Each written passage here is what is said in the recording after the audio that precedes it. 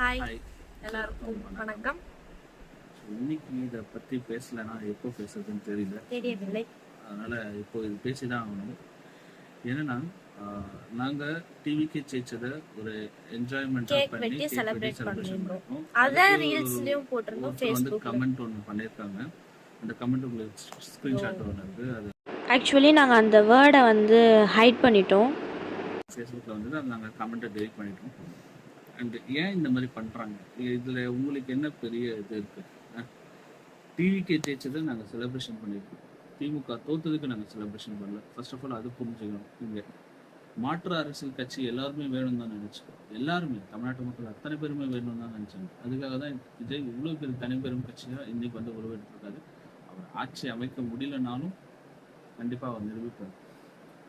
இது குழந்தை, இந்த குழந்தைக்கு வந்து நீங்கள் வந்து சப்போர்ட் பண்ணலனாலும் பரவாயில்ல. ஆனால் இது ஒரு கேவலமான ஒரு கமெண்ட் இருக்குல்ல, அதுவும் ஒரு கட்சியை சார்ந்த நீங்க இப்படி பண்றது எந்த விதத்துல நியாயம்? உங்க வீட்டுல பொம்பளை பசங்களே இல்லையா? உங்க பொம்பளை பசங்களை அந்த ஒரு வார்த்தையை சொன்னா உங்களுக்கு கோவம் வருமா வராதா? இது நான் வந்து ஆதங்கத்திலயோ இதுலயோ சொல்லல. என் குழந்தைய நீங்க சொல்றீங்க. தமிழ்நாட்டுல அப்ப எத்தனை குழந்தைங்களை நீங்க வந்து இந்த மாதிரி சொல்றீங்க? தயவு செய்து இந்த மாதிரி கமெண்ட்லாம் பண்ணாதீங்க. இதுக்கப்புறம் ஒழுங்கா இருங்க. பிடிக்கலனா விட்டுருங்க.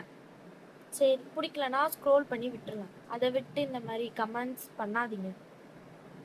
நல்லா இல்லை ஒரு மாதிரி. நன்றி. That's all. பாய்.